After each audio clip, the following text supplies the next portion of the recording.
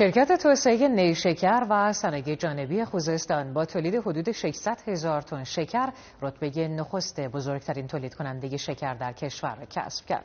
کاهش 30 تا 40% قیمت تمام شده پانتوگرافت های داخل توانسته به اقتصادی شدن صنعت نیشکر کمک کند. روایت امروز تلفیقی از صنعت و کشاورزی است.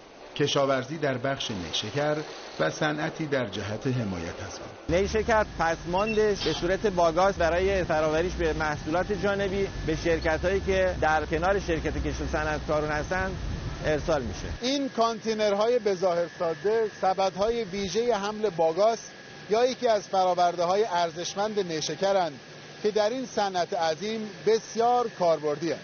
برای تولید و تأمینشان تا همین چند سال پیش وابسته به خارجی ها بودیم.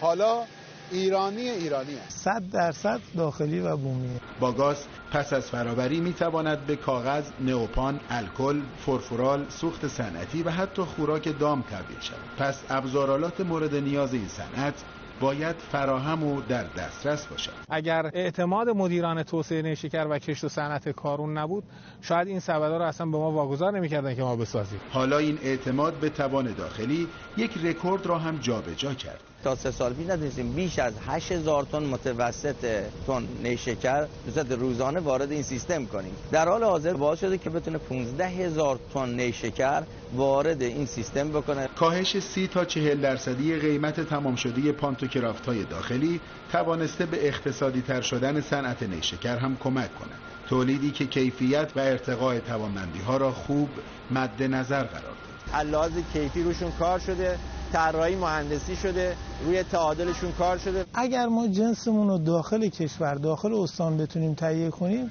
مشکل اشتغالمون هم حل میشه. با اعتمادی بیشتر و نگاهی رو به داخل، شاید در آینده‌ای نچندان دور جوانانمان کمتر قصه بیکاری را بخورند. مهدی محمودی، خبرگزاری صدا و سیما، شوشتر.